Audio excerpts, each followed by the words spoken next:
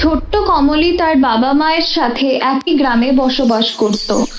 গ্রামটা ছিল সবুজে ঘেরা, চারিদিকে ফুলের সমাহার, তার সাথে ছোট ছোট বাড়ি। এই গ্রামের বেশিরভাগ মানুষই সবজি ব্যবসায়ী ছিল, কিন্তু কমলির বাবা ছিল একজন ফুচকা ব্যবসায়ী। আরে খাওয়ার হলো, দে মা, একটু খেতে দে, তারপর তো ফুচকা নিয়ে বেরোতে হবে। বাবা, প্রত্যেকদিন তুমি ফুচকা লোকেদের বিক্রি করো, আজকে আমাকে একটু ফুচকা তৈরি করে দাও তো, আমি খাই। কমলি মাঝে মাঝে তার বাবার দোকানে ফুচকা খায়। একদিকে ভালো, তাকে বাইরে কিনে ফুচকা খেতে হয় না। কমলিকে ফুচকা খেতে দেখে তার এক বান্ধবী চলে আসে।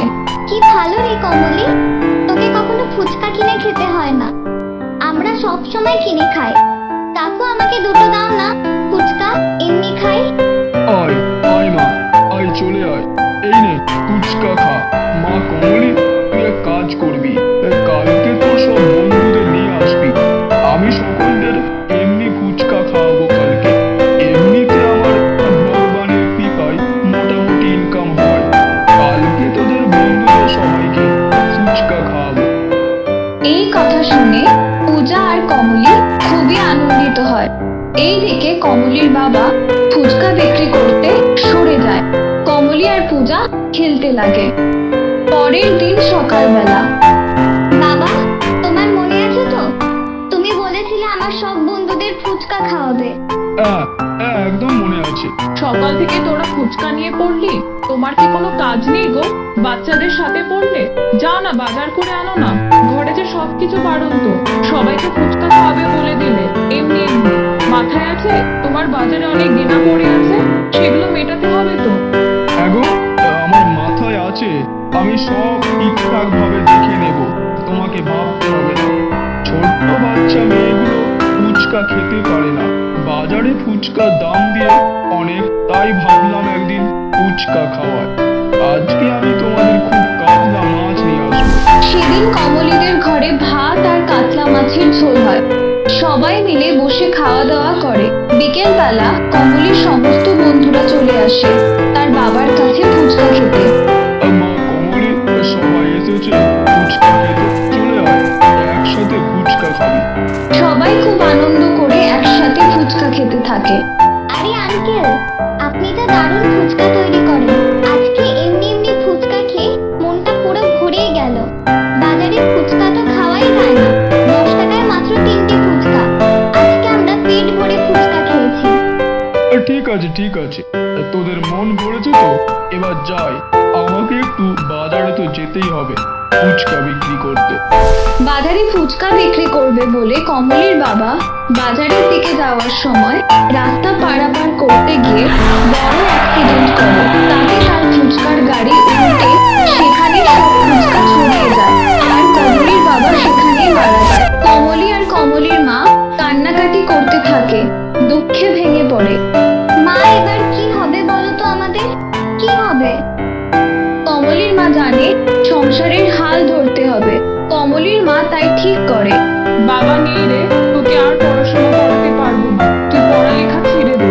আমি সকালবেলা লোকের বাড়ি কাজ করতে যাব, দুপুরবেলা এসে আমি আর তুই মিলে ফুচকা তৈরি করে বিক্রি করতে যাব, না হলে যা ধার দেনা হয়ে আছে শোধ করতে পারবো। ঠিক আছে মা, তাই হবে, তুমি চিন্তা করো না, দুজনে মিলে বাবার সমস্ত দেনা শোধ করে দেব। কমলির মা সকাল সকাল কাজে বেরিয়ে যায়। কমলি বাড়ির সমস্ত কাজ একা হাতে করে।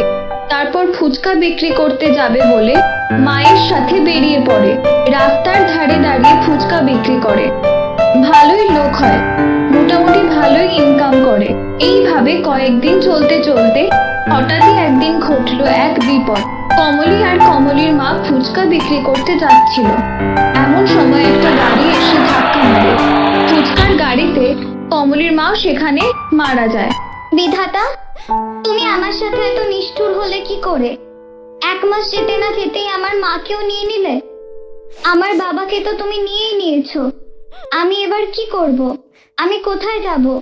আমি তো এই শহরে কাউকে চিনি না, আমি এবার কি করব বলো, কোথায় যাব? সে খুব ছোট্ট একটা মেয়ে, তার কিছুই করার থাকে না। ঘরে গিয়ে সে কিছু রান্না করে খায়। তার পরের দিন বসে বসে ভাবতে থাকে সে কি করবে? ফুচকা সে তৈরি করতে জানে না। লোকের বাড়ি কাজ করতে যাবে, তাহলে তো পুলিশ ধরে নিয়ে যাবে। 18 বছরের নিচে কাউকে তো লোকের বাড়িতে কাজ করতে দেওয়া যায় না। তাহলে সে কি করবে? ভাবতে ভাবতে সে একটা নদীর ধারে চলে যায় আর ভাবে এইভাবে বেঁচে থাকার থেকে নদীতে ঝাঁপ দিয়ে আত্মহত্যা করবে। আমি এবার কি করব? আমাকে তো কেউ কাজেও নিচ্ছে না। আমার বয়স 18 হয়নি। সবাই পুলিশের ভয়ে আমাকে কাজে নিতে রাজি নয়। আমি তো কুত্তাও বিক্রি করতে পারবো না। তাহলে এবার আমি কি করব? বাবা মা, তোমরা কেন আমাকে রেখে দিয়ে চলে গেলে? আমাকে তো তোমরা নিয়ে যেতে পারতে। আমি আসছি বাবা মা। এমন সময় কমলি শুনতে পারে এক সুরেলা কণ্ঠ। নদীর ধারে উপস্থিত হয়েছে এক পরী। সে কমলিকে বলে, এই কমলি, বোকা মেয়ে একটা, এইভাবে নিজের প্রাণকেও দেয়? আমি জানি তুমি খুব একা, তোমার কেউ নেই। আমি তোমাকে সাহায্য করতে পারি, যদি তুমি সাহায্য নিতে চাও তো। আমি কি করব বলো? আমি কিভাবে থাকবো? বাবা মা সবাই মারা গেছে। আমি কি খাবো, কোথায় যাব, কি কাজ করব? কিছুই তো বুঝতে পারছি না। আমি তোমাকে একটা জাদুই ঠেলা গাড়ি দিচ্ছি, যাতে সর্বদা ফুচকা মজুদ থাকবে। তোমাকে ফুচকা তৈরি করতে হবে না। টক জল আলু সবসময় শেষ হওয়ার আগে পাত্রে আবার পরিপূর্ণ হয়ে যাবে। তোমাকে কিছু তৈরি করতে হবে না, অটোমেটিক এসব হয়ে যাবে। তুমি ওই ফুচকার গাড়িটা নিয়ে জায়গায় জায়গায় ফুচকা বিক্রি করতে পারবে। এতে তোমার আশা করি কোনো সমস্যা হবে না, আর তোমাকে কেউ কিছু বলতেও পারবে না। এই কথা শুনে কমলি অনেক খুশি হয়। কমলির মনে আনন্দ তো আর ধরেই না। কমলি সেই জাদুর ফুচকার গাড়িটা নিয়ে রাস্তার ধারে চলে যায় এবং তারপর থেকে ফুচকা বিক্রি করা শুরু করে। তার ফুচকার স্বাদ খুবই সুন্দর হয়, কারণ এইগুলো সবই ছিল জাদুর ঠেলা গাড়ির ফুচকা। সবাই খেলেও কখনো শেষ হতো না, অটোমেটিক আবার ফুচকায় ভরে যেত। দিন দিন ফুচকার কাস্টমার বেড়েই যাচ্ছিল। কমলি এখন ফুচকা বিক্রি করে তার জীবন চালায়।